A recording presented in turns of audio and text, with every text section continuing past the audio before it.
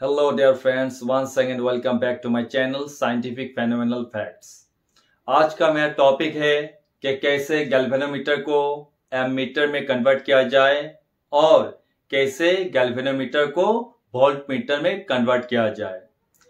तो सबसे पहले हम लोग जानते हैं, first of all let us know what is galvanometer. Actually galvanometer it's a device which is used to detect and measure the current passing through it. And in my first case, I am going to convert, मैं convert करने वाला हूं galvanometer से ammeter में। तो देखिए,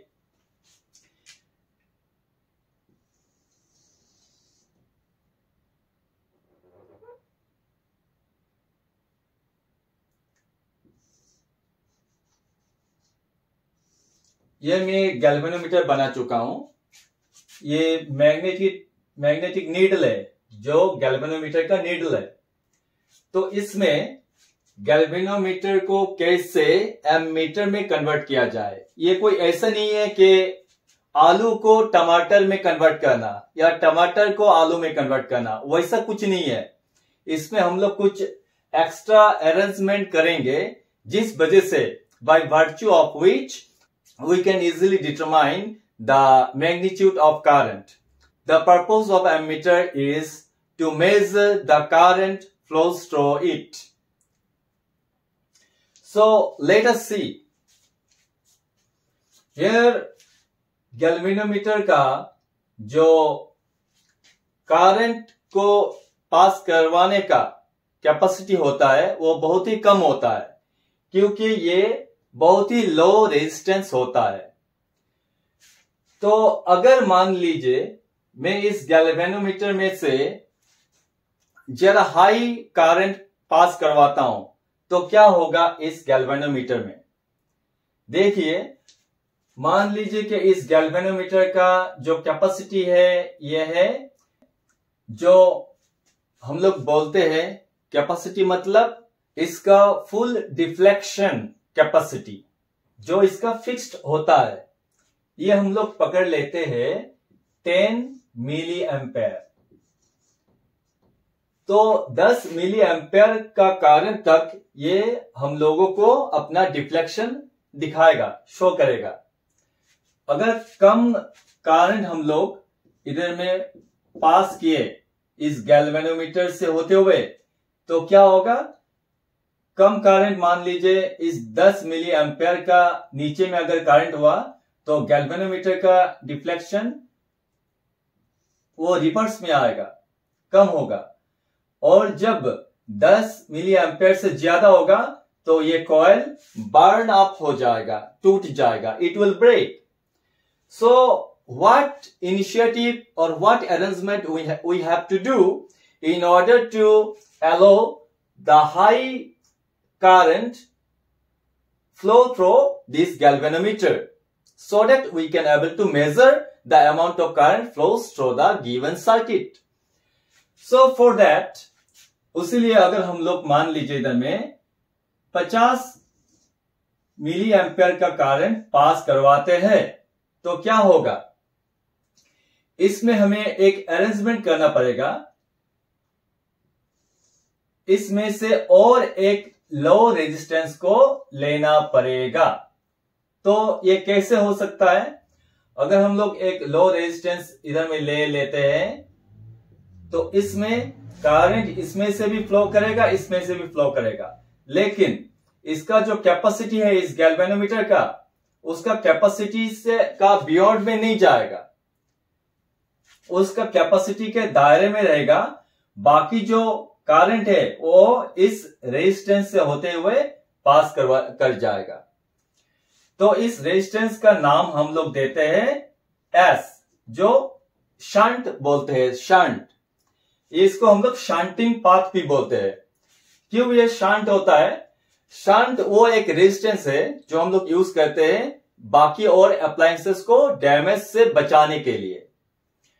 तो देख लीजिए, अगर हम लोग इधर में एक रेजिस्टेंस यूज करते हैं, तो हालांकि इस गैल्वेनोमीटर का this galvanometer, it has the maximum limit of 10 milliampere.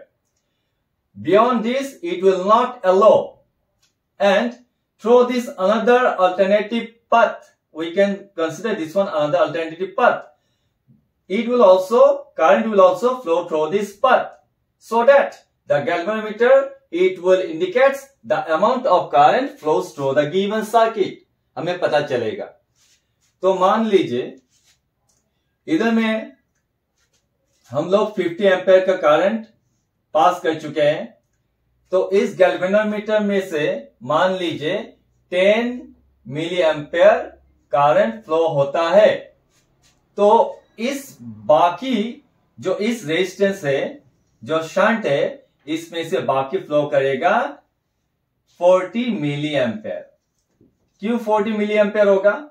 Total current minus ये है हम लोगों का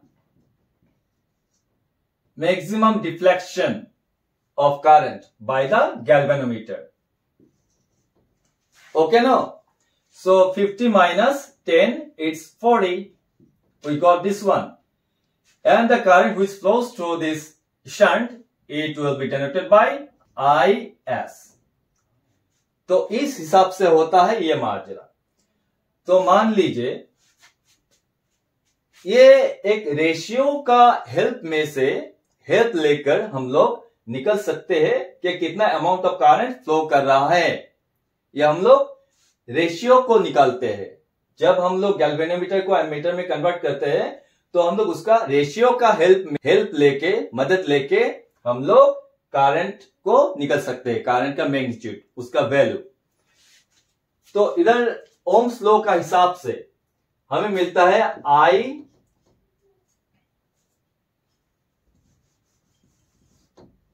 I according to Ohm's law, we know that V is equal to IR. Is it no? इस केस में जो पोटेंशियल डिफरेंस है इस दोनों के लिए बराबर होगा, सेम होगा. तो हमें मिलता है V is equal to, current तो हमें मिलता है ये टोटल करंट, इसका रेजिस्टेंस हमें मिलता है, 2 रेजिस्टेंस हमें मिलता है.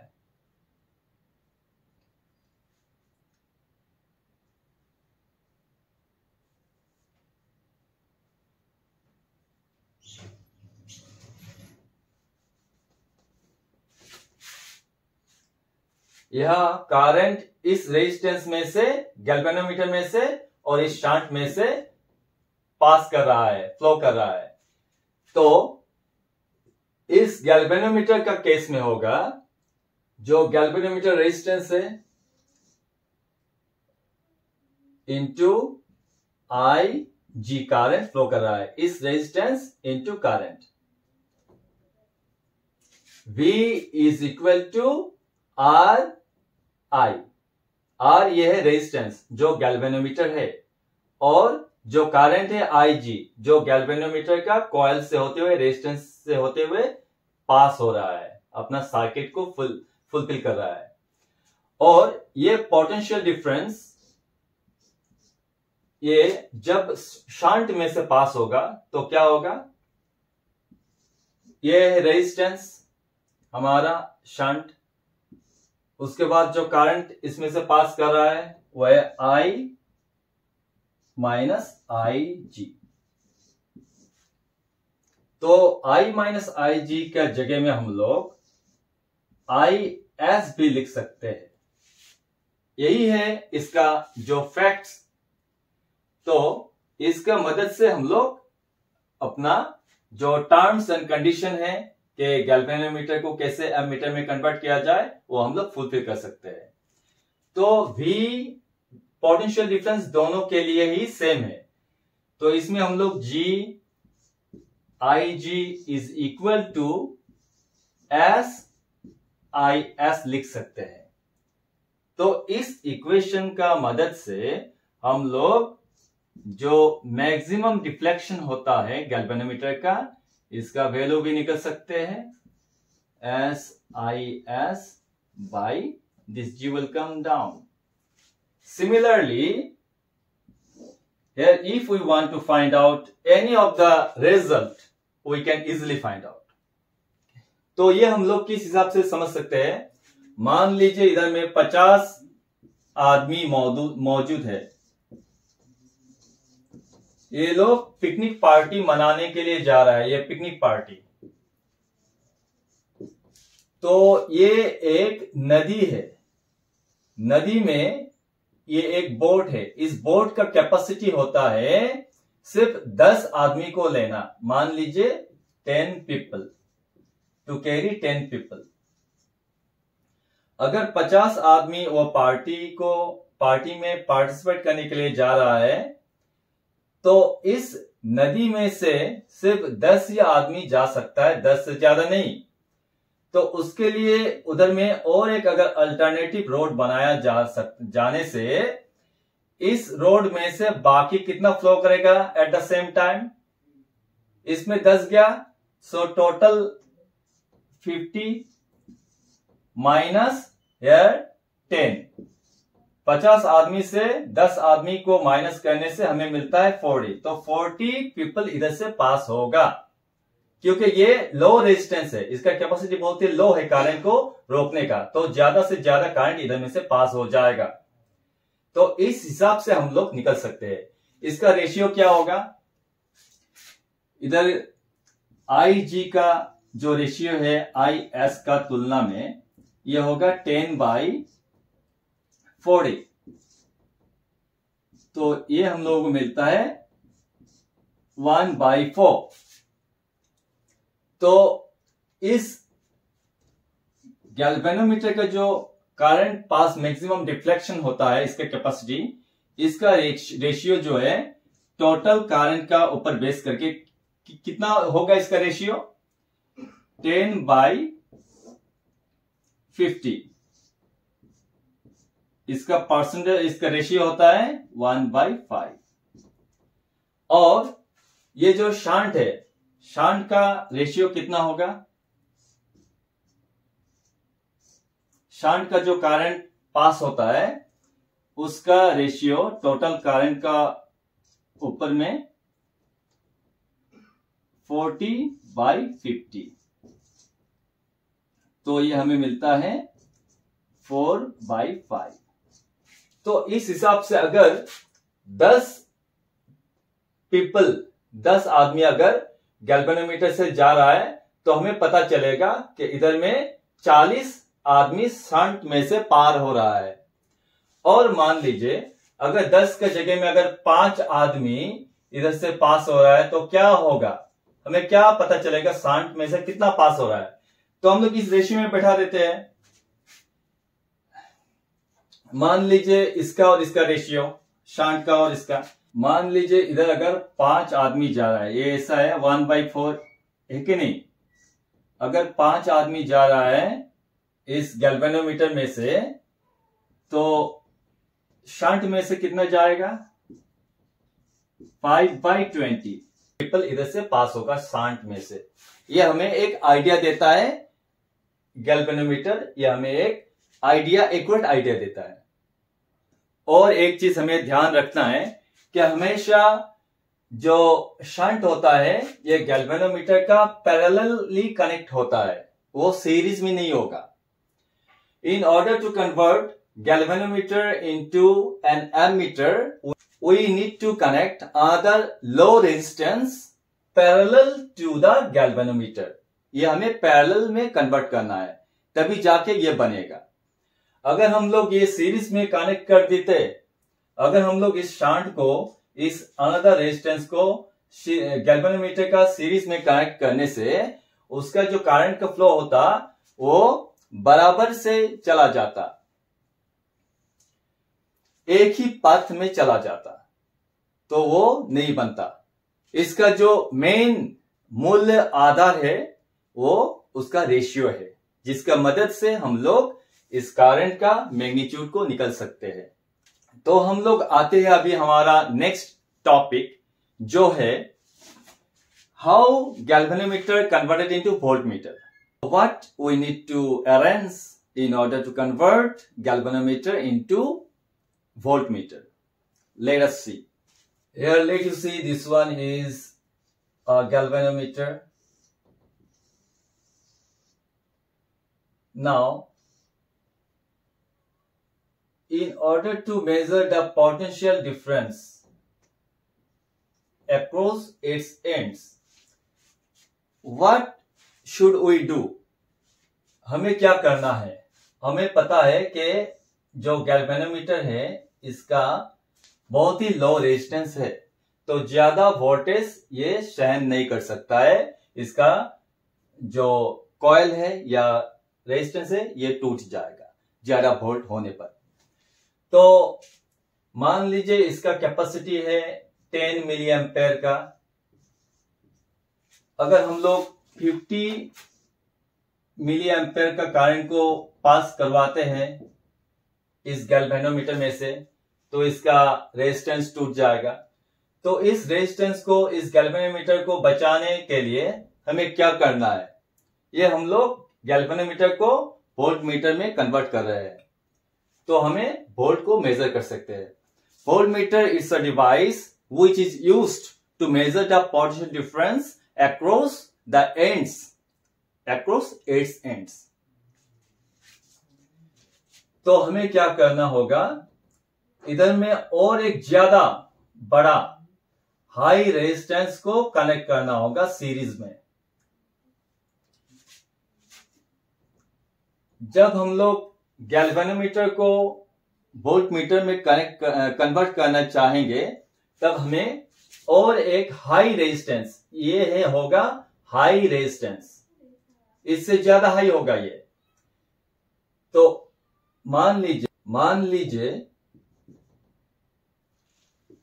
इसमें से 50 वोल्ट का करंट, 50 वोल्ट का पोटेंशियल डिफरेंस इधर में मौजूद है मान लीजिए। तो क्या होगा, इस 50 वोल्ट में से इसका रेजिस्टेंस बहुत ही ज्यादा हाई है, तो करंट को ये बहुत ज्यादा रोकेगा, कम करंट इसमें से पास होगा। लेकिन जब ये जाके इस लो रेजिस्टेंस में आएगा तब करंट बहुत ज्यादा पास हो जाएगा। तो इस 50 में से छोड़िए, ये हम लोग 15 पकड़ लेते हैं, तो समझने में ज्यादा आसानी होगा। We can easily understand. If 15 volt is the potential difference across the end, then suppose this one is a boat. This boat, it has the capacity to carry only 5 people. Rest of the others will pass through this. It is also fixed. यह भी fixed है, तो हमें इसका भी ratio निकलना होगा कि 10 एम्पेयर में कितना रेजिस्टेंस इधर में मौजूद होता है। 10 मिली एम्पेयर में, गैल्वेनोमीटर का 10 मिली एम्पेयर में 5 मिली एम्पेयर मान लीजिए इस रेजिस्टेंस में फ्लो करता है under potential difference of 15 volt. ये समझने के लिए सिंपल वैल्यू में यूज कर रहा हूं। I am using this simple value in order to make you understand in a proper way. Here we can use the actual value in order to solve the maths. But here I am going to explain the proper sense how it happens, why it happens.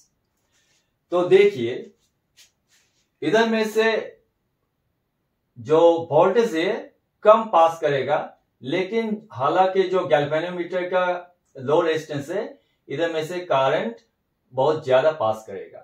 और ये galvanometer का जो maximum deflection है ये हम लोगों का fixed है, उससे ज्यादा होने पर ये टूट जाएगा। तो इसको टूटने से बचाने के लिए हम लोग इधर में और एक रेजिस्टेंस को ले चुके हैं जो हाई रेजिस्टेंस होता है, करंट को ज्यादा रोकेगा, तो इसका जो पोटेंशियल डिफरेंस है वो बराबर बना रहेगा। तो हम लोग इजिली पोटेंशियल डिफरेंस को डिटरमाइन कर सकते हैं। So here what do we get? Here from Ohm's law, V is equal to IR. It is no. So here we need to find out the potential difference, because galvanometer is converted into voltmeter. So here potential difference is equal to here current passed through this. Here we can connect this galvanometer. Here Ig is the current flows through this complete Ig current. Okay, because maximum current will flow through this. So current is Ig, जो maximum deflection होता है galvanometer का, जो full deflection भी हम लोग बोल सकते हैं, उसका मैक्सिमम लिमिट में।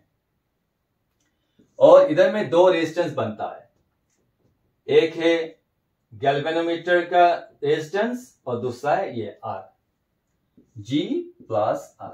ये है total resistance in this complete पथ और द वे और द रोड। यहां में भी 50 के जगह में 15 में ऑलरेडी बता चुका हूं।